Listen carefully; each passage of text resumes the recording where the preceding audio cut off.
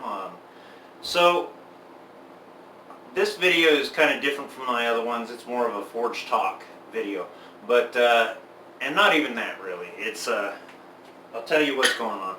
My buddy over at Big Bear Farms and Homestead there, Jason Rare, he put me forth as a challenge, put forth a challenge to me to do a top 3 things that make being a father the greatest job. And I'm going to try to get through this without getting emotional, but this all comes from, started out as Chris over at Single Dad Homestead. He put this challenge forth, and the goal is that there's going to be about 100 of these videos, and that's exciting because there are lots of ways to be a great dad, and I make a distinction actually between being a dad and being a father. Anybody can spread their seed and be able to procreate. However, it really takes a real guy, a real man, to stick around, do the right thing, and be a dad. And you know, the other videos I've seen, both single dads and Big Bears, they cover a lot of the important things there. I guess Jason wanted to see me because I've got 7 kids, and to me, the number one reason it's the greatest job in the world is because God blessed me to be a caretaker, to provide for those children, to preside over the house that they're in, and part of that is teaching them to honor and respect our Father in heaven, as well as all our brothers and sisters here, and then to be able to protect them. For me, that comes on a couple of different layers. You know, spiritually protect them, pray for them, teach them, educate them in all the spiritual stuff. Okay, scripture study, developing a personal relationship with Christ. Also, without, you know, I don't like to push my beliefs on folks. So, you know, if you guys really want to get into a conversation on that level, catch me at one of the demos or message me personally, and we can discuss some stuff. But you know, that is probably the number one thing that makes that makes being a dad the greatest job, is I get to, you know, teach my children what it means to be a good dad. Number 2, you know, it's awesome, and I took it for granted when I was working outside of the home and didn't really think much of it, but being the hero to my kids. My dad was my hero, still is.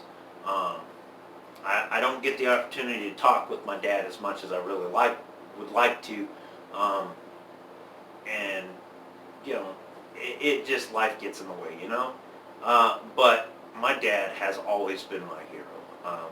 I'm one of 5. After I left the house, they adopted a young lady that, you know, she actually came from one of my sisters. She's one of my sister's kids, but Mom and Dad adopted her, Zimini, and she's awesome. So, you know, I'm like, let's see, I'm turning 39 this coming February.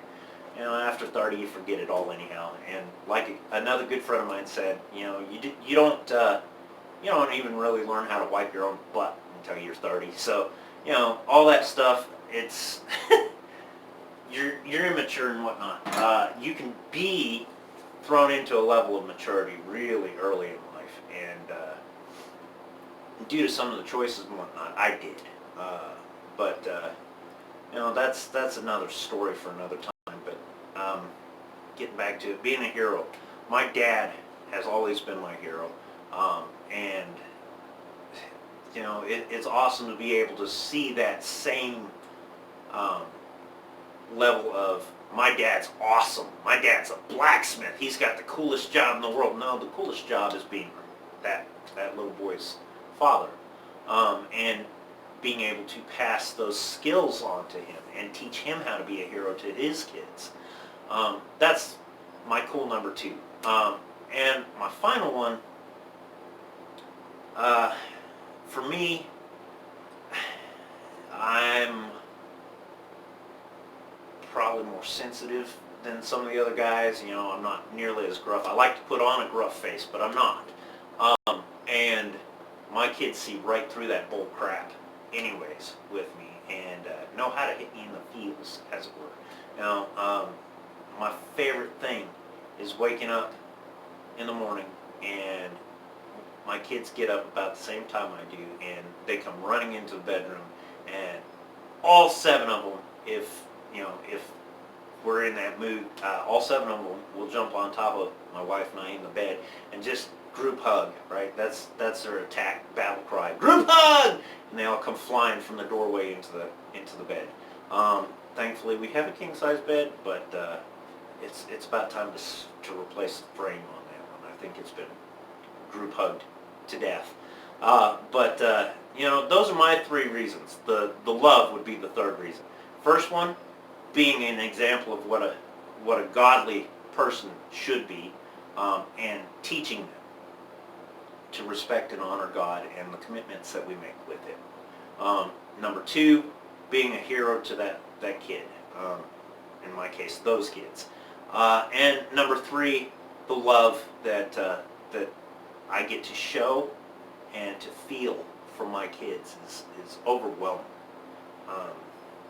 Now, part of this challenge was that I'm supposed to now name 3 people, and Chris, you took one of my ones I really wanted to nominate, so I'm going to have to step back and punt a little bit on that.